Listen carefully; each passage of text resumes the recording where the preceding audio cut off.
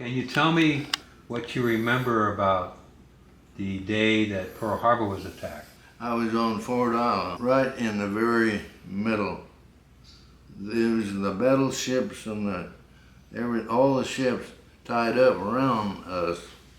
The landing strip was this way. It consisted mostly of a landing strip, and on each side was hangars. Were you asleep when the attack happened? No, I wasn't asleep. It was about 8 o'clock, roughly. The first I knew about this was happening was I was just getting up out of my sack to go get ready to go down and eat breakfast. All of a sudden, all hell broke loose. Torpedoes going off, bombs, machine guns were all going like hell. I couldn't figure out what was going on because it was totally unknown what it was. It never happened before, never heard it before. Plus it was a Sunday morning when everybody was kind of like day off from sleeping, right? Everybody was asleep because there weren't that many people on the base. On Sundays was the only day that you were allowed to sleep in late.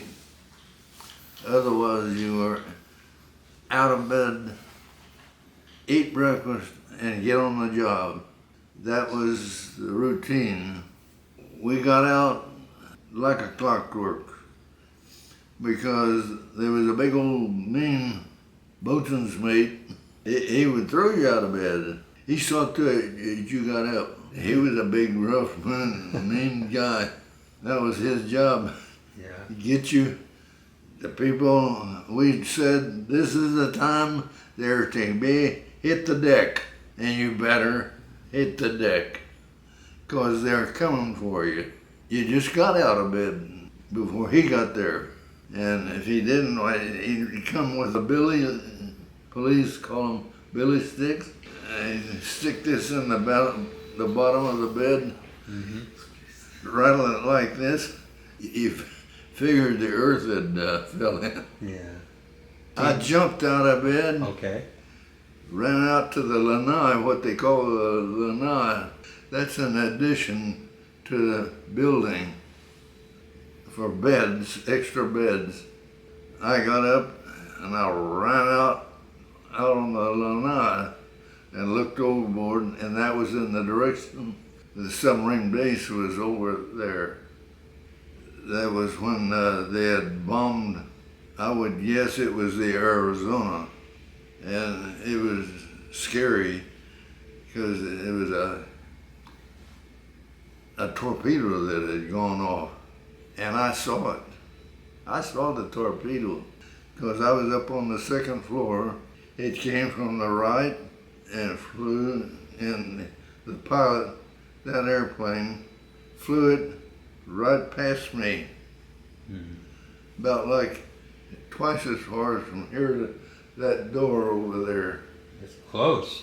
Huh? That's close. Yes. You see his face? You see his eyes? He just missed the building, the barracks. I was on the second floor. Here comes this airplane off from the right, flew right past me. I could have hit him with a slingshot. He was that close. And he was packing the torpedo. And I looked at that, saw that torpedo, and it was the longest torpedo I had ever seen in my life. It really was the longest torpedo.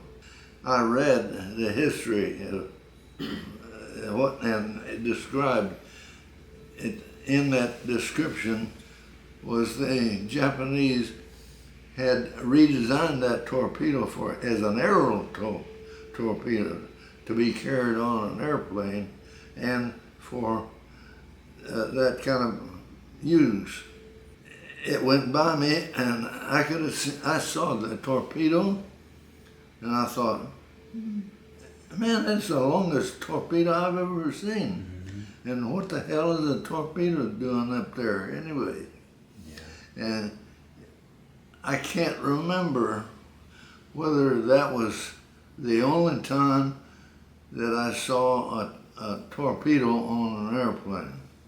I think it was the last time, the first and the last time that they had dropped a torpedo, and that's the one that hit the Arizona.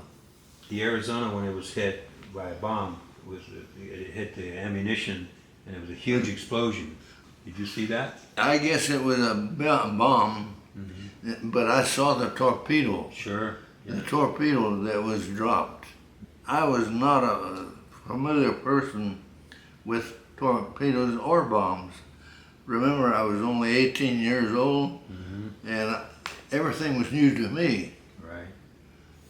But I saw this torpedo. That's what it turned out to be. I thought it was a bomb.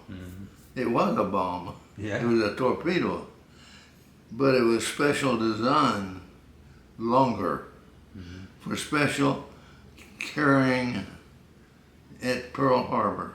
You know your history. You're right, because the torpedoes were designed to go into the water and not in shallow water. I didn't see it hit the. I did not see it hit the water. Okay.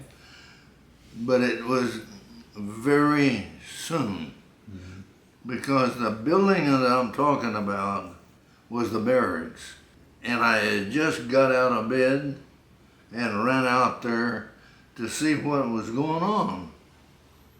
And that's what I saw, was this torpedo, this airplane, coming from the right, flew right past me, and the next thing was kaboom, the torpedo blew up.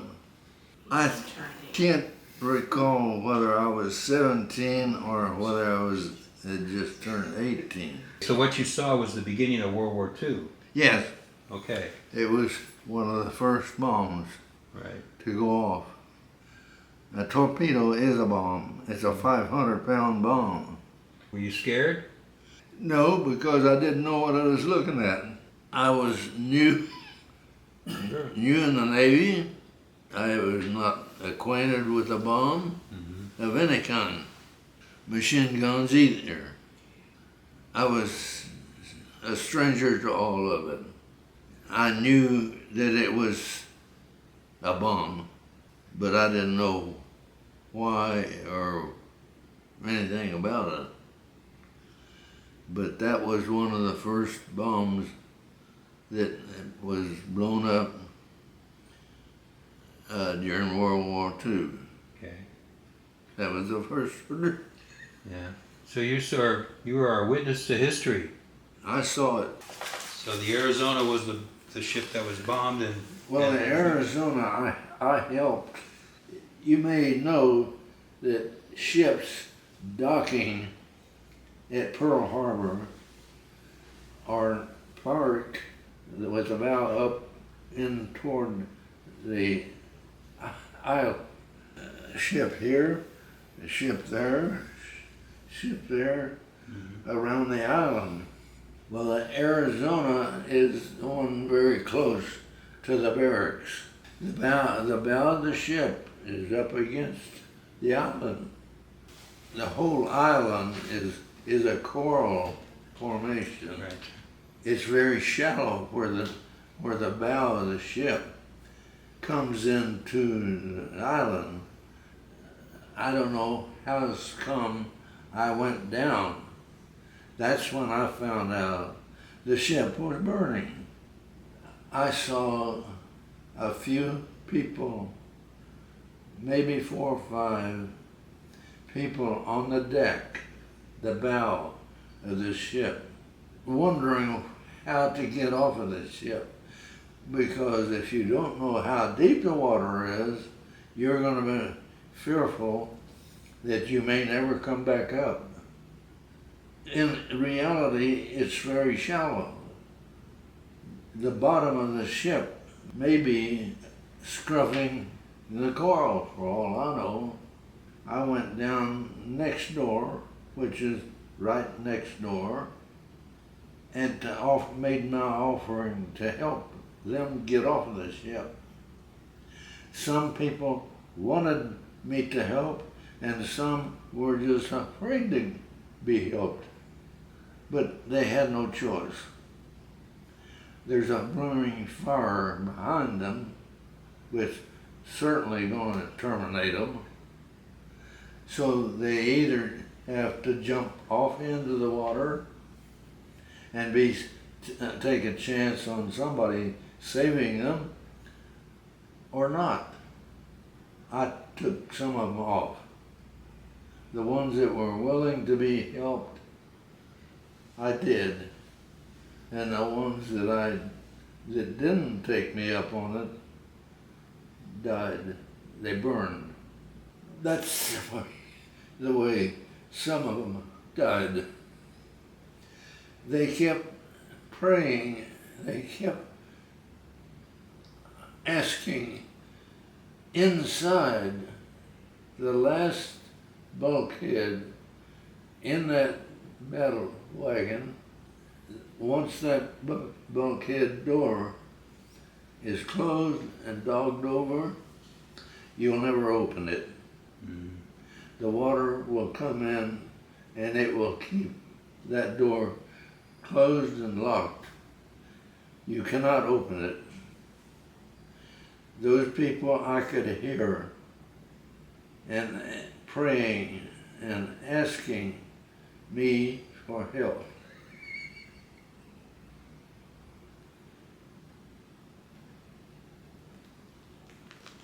That's something you'll never forget, right?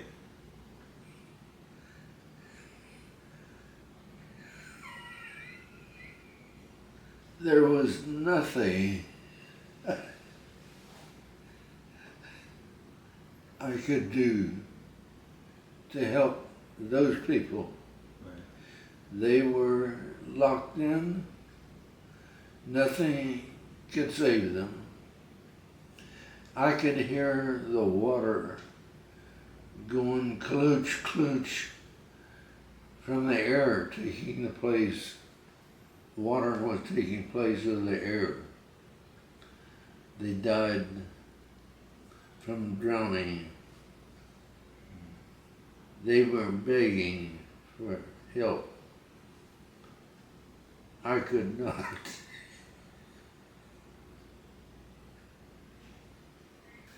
There was no way to save those people, but they were hoping and asking for help that could not be given.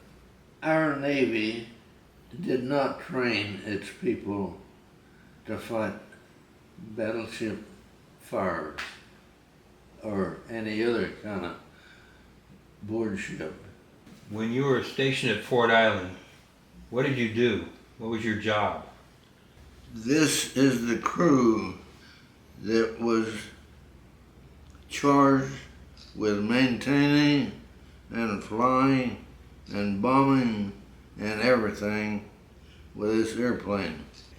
I think we had 4 of these airplanes were given to us by, I think it was Air Force. Army Air Corps, maybe? Yeah, whatever they called it then. Sure. This is a B-26. We had 4 of these airplanes. This is a crew. Yeah. Are you in this picture, sir? Yeah, Where are you, sir? it's Right in the middle. That's you right in the middle. I was one of the flying crews. Not all crews were crews of the airplane and flew with it. Most of them are mechanics. They maintained the airplane. That airplane was their airplane. This was the crew that flew, and that's what I did. I did any metal work on that airplane. I operated the gun turret. I don't think you can see it in this airplane, in this picture, but it's the gun crew that was back toward the tail. But that was my job, was to defend the airplane. That turret is sitting up on top, and it can turn 360 degrees. You can sit in that seat. Mm-hmm. You're looking down the barrel of those twin 50s. They went this way and this way. So they covered the whole area up in the top. That's what a turret does. It's the most flexible gun on the airplane. It's the one that is primarily charged with fighting off any fighters. Most fighters that know that there's a turret gunner up there approaches that airplane with great caution, because that's what can shoot him down in a flash. If he once gets in the sight of that turret and that gunner pulls the trigger, he's a goner. He can make dust out of him. So he's in charge of anything that's within a very large range. Sure. And he will try to be the number one gun that will shoot first. And he's also the first one that enemy is going to try to kill first, because he's the one that's going to get him. Mm-hmm. So, do you know how many missions you had? No, I don't. Okay, that's fine. It was every fourth day. Every fourth day, okay. We flew a pattern around the islands. We patrolled the whole Hawaiian Islands. Okay. We cruised all of those islands, inspected every one. Mm-hmm. We flew down 1,100 feet, and that's low, 1,100 feet. Mm-hmm. You're going pretty fast around those islands. You go around the one, and you go hit the next one, hit the next one, mm-hmm. hit the next one, and inspected every one of them, because there's good hiding capabilities in most of those islands. Mm-hmm. They have incursions Okay. that people use. People actually live back in there, Sure. and they can report back to Tokyo, because they're equipped with radios that they can report what they see back to Tokyo. Was there a fear of invasion, land invasion, after? Yes, there was. We feared being invaded by the enemy. Soldiers off of ships, we were afraid that they were going to have a landing party and take us over, and they could have. Mm-hmm. They could have taken us over with no fear at all. My squadron only had two old rifles, and they probably were rusted, and there's some doubt whether the bullet would ever come out the end of the barrel. We were not prepared for World War II or any other war, not even a raiding party. Anybody could have invaded our islands and taken them, no problem. And that's what I was afraid of. We were the first outfit, first American to go in and start blasting away on the Japanese. Mm-hmm. Up in the Aleutian Islands, they told us we need to get Japanese out of our country, and that was what we did. We came in, we flew these airplanes. Okay. I was a gunner on the top of the airplane. Okay. I operated the turret. Turret had twin 50s, and they turned 360 degrees up and down. That was a hot gun. That was, let's see, 600 rounds a minute times 2. It was about 1,200 rounds a minute. Wow. There's a lot of lead coming out of there. You could take one of those turrets like that, and you could take a cement building down in no time. Just hit the foundation, and that foundation disappears. Do you remember what year you were at the Aleutian Islands in Alaska? No, I don't remember, but we were the first one, and that was that pin. We were the only people that were given those pins. And there's only just a few of us. What other ships were you on during World War II? You said the Lexington? That's the only ship I served on. That was only for temporary. I was on the Lexington long enough to learn that the whole ship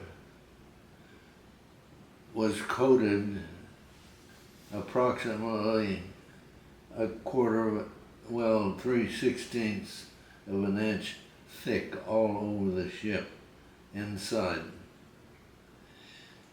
It caught fire in the Coral Sea, which they did finally get out to some extent, but re-caught a fire, and it could not be saved. It caught fire and burned, but was abandoned. It could not be put out. The fire could not be controlled. They sunk it. The reason they did this, it was giving the fleet's position away to the Japanese Navy. I have a sea bag at the bottom, of the Coral Sea today. At that time, the Arizona was burning. It was never, the crew, in my estimation, was never trained how to fight a fire. Can you believe that?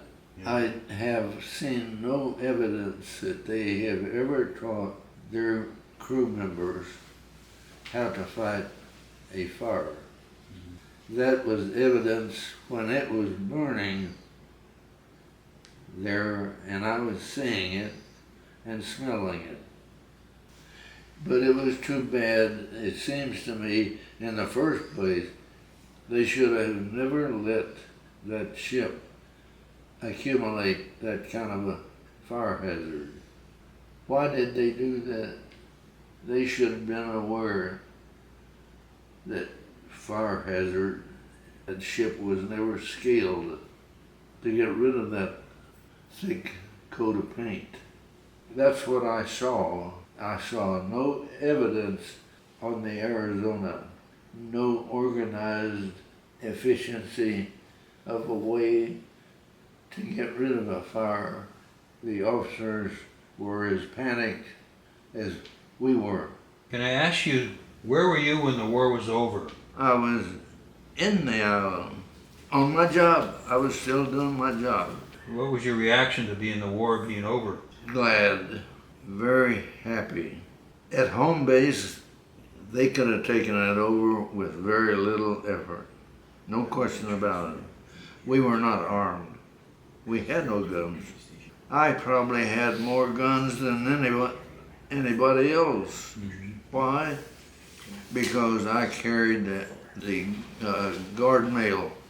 Guard mail was classified, secret. I carried secret mail to all the ships in the harbor. I'm a little guy packing a big gun. I had never been told how to use that 45. I didn't really know how to use it except how to fire it. But it was not efficient. Nobody on that island was armed. No war should ever be relished. Let's put it that way. Okay. Wars should never be a welcome thing in life, but they happen. I think that they need to take our defense much more serious Okay. than what they are doing. Do you think the younger generation is going to forget Pearl Harbor, or do you think they're going to remember? Yeah, Why do you think that? they will forget. They will forget. After a few years, a lot more could be said, but will never be said. In today's Navy, the modern Navy, they give these coins Yeah, for special detachments and for service. This coin was only given to Pearl Harbor survivors and World War II veterans. yeah. So that one's yours. This is a flag that was flown over USS Arizona and battleship USS Missouri. Sir, you've been wonderful. You've given so much information. We want to thank you for the interview. I'll be glad to help any way I can. Thank you for your service, sir. Well, you're welcome.